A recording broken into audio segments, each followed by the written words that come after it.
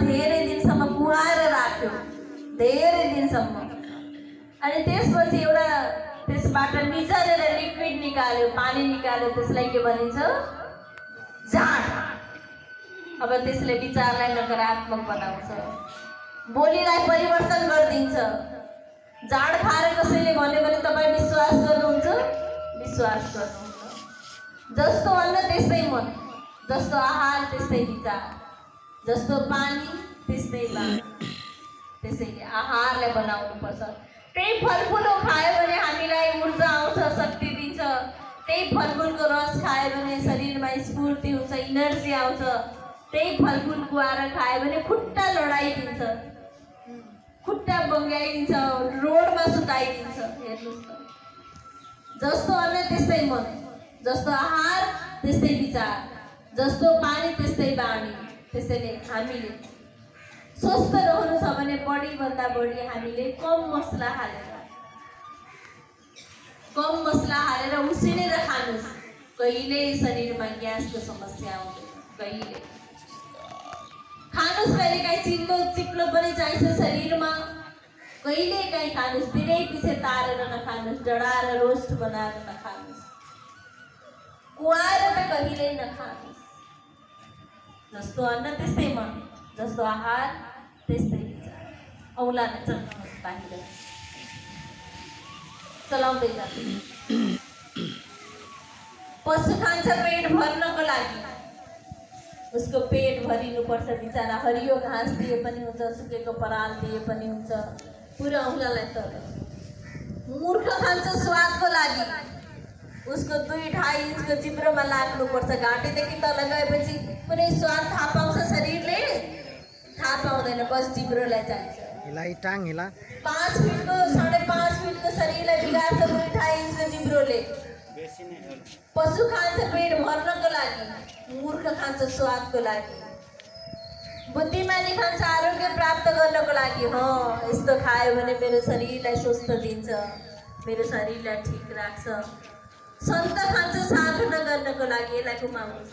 धेरै खाए बल, धेरै खाए मल, टोयलेट मात्र भर्नु छ, थोरै खाए बल। अर्थात् अलिकति खाने, जतिवटा दाँत छ त्यतिपल्ट चपाएर खाने। कस्तो अद्भुत छ, शरीर नै ठुलो औषधालय हो। मुखमा खानेकुरा राखिसक्दा धेरै बेर चपायो भने गुलियो हुन्छ, गुलकुस त्यही आइपुग्छ। लारहरूले काम गर्छ, शरीरभित्र अन्नहरू जान्छ, एसिड छोड्छ, एसिडले टुक्राउँछ, शरीरभित्र अग्नि छ त्यसले पकाउँछ। कति अद्भुत छ हाम्रो शरीर। 1 2 3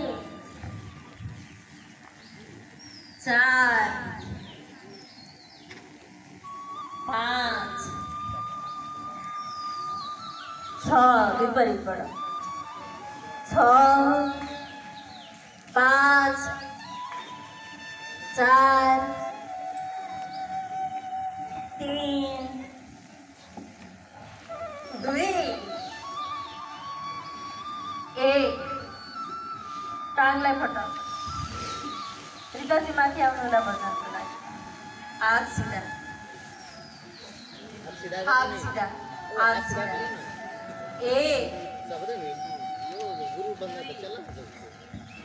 3 4 5 6 7 8 9 10 11 12 13 14 15 16 17 18 19 20 21 22 23 24 25 26 27 हाथ ऊपर माथे, हाथ ऊपर माथे। 29 30 दायाँपट्टि जमिनलाई ठोक्नु,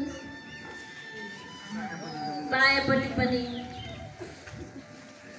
अगाडिपट्टि पनि। ल हेर्नुहोस्, सधैँ यो गर्नेहरू छुँदै हुनुहुन्छ, नगर्नेहरू त झुक्न मान्दैन। ल हेर्नुहोस् त उहाँहरूले, ल हेर्नुहोस्, ल हेर्नुहोस्।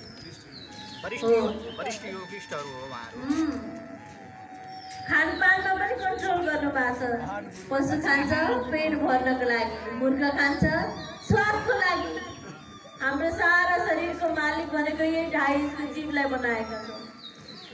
अनि हेर्नुहोस् त हामीले भनेको हाम्रो शरीरले मान्दैन। जति खुवाउनुहोस्, जति मिठो मिठो खुवाउनुहोस्, पुलाउनुहोस्, मान्दैन, टेर्दैन। त्यसैले यो शरीरलाई दण्ड दिनुपर्छ। फेरि अगाडि एकपल्ट श्वास लिएर माथि सिधा बसौँ सजिलोसँग। कपाल घाँटी आदरणीय बेबी माथि आउनुहोला हजुर पनि। कपाल घाँटी गर्दैछ। शरीरलाई दण्ड दिनुहोस्। सारा विकारलाई निकाल्नुहोस्। सारा जोइन्टमा जमेको विकारलाई निकाल्नुहोस्। वजनका साथमा गर्नुहोस् कपाल घाँटी।